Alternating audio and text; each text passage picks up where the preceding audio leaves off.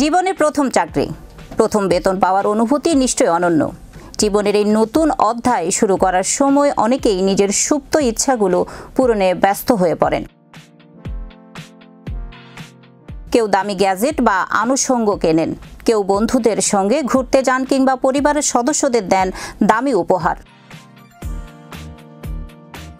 এসব তো করবেনই, তবে পেশা জীবনের শুরু থেকে লাগামহীন টাকা খরচের অভ্যাস কিন্তু বুদ্ধিমানের কাজ নয়। আর্থিকভাবে সচেতন হলে ভবিষ্যতের জন্য মজবুত ভিত গড়তে পারবেন আপনার প্রথম বেতন দিয়েই।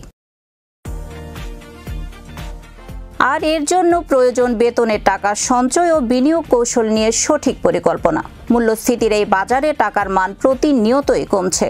টাকা যেন অলসভাবে ব্যাংকে পড়ে না থাকে, বরং তা যেন কাজে লাগে এবং ভালো মুনাফা দেয়, এর জন্যই বিনিয়োগ গুরুত্বপূর্ণ।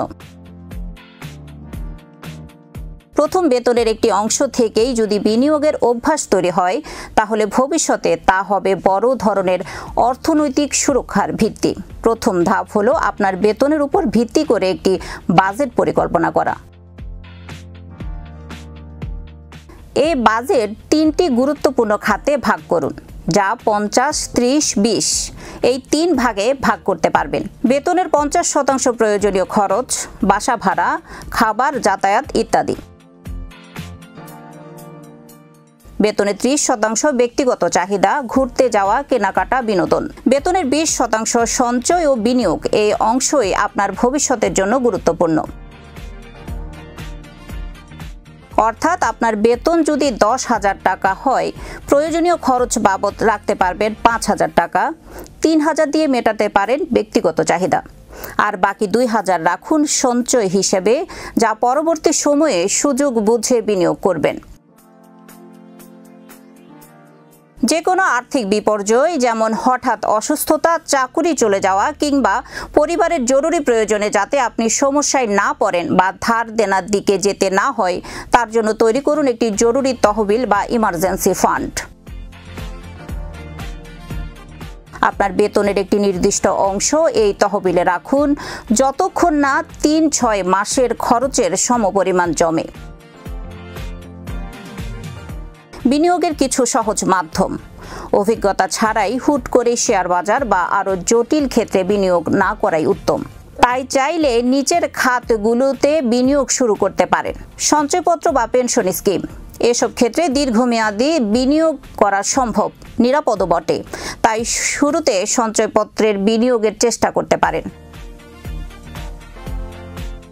মিউচুয়াল ফান্ডে টাকা বিনিয়োগ। মিউচুয়াল ফান্ডে অল্প পরিমাণ টাকা দিয়ে মাসে মাসে বিনিয়োগ করা যায় এবং দীর্ঘমেয়াদে এটিও ভালো লাভ দেয়। ফিক্সড ডিপোজিট, কম ঝুঁকির মধ্যে স্থায়ী মুনাফা পেতে বেছে নিতে পারেন ফিক্সড ডিপোজিট। কথাই বলে মানুষের অভ্যাসের দাস। প্রথম দিকে আপনি হয়তো খুব বেশি পরিমাণে সঞ্চয় বা বিনিয়োগ করতে পারবেন না। এতে হতাশ হবেন না। কত টাকা জমাতে পারছেন তাতে বেশি গুরুত্ব না দিয়ে টানা কতদিন টাকা জমাতে পারছেন তার উপর মনোযোগী হন। প্রতি মাসে নিয়মিত 500 বা 1,000 টাকাও যদি আপনি সঞ্চয় করতে পারেন, তাতেও ধীরে ধীরে বড় অঙ্কের সঞ্চয় হবে, যা বিনিয়োগে নিয়ে আসবে অধিক মুনাফা। মনে রাখবেন, পেশা জীবনের শুরুর বেতনের প্রতিটি টাকাই আপনার ভবিষ্যতের ভিত গড়ার উপাদান।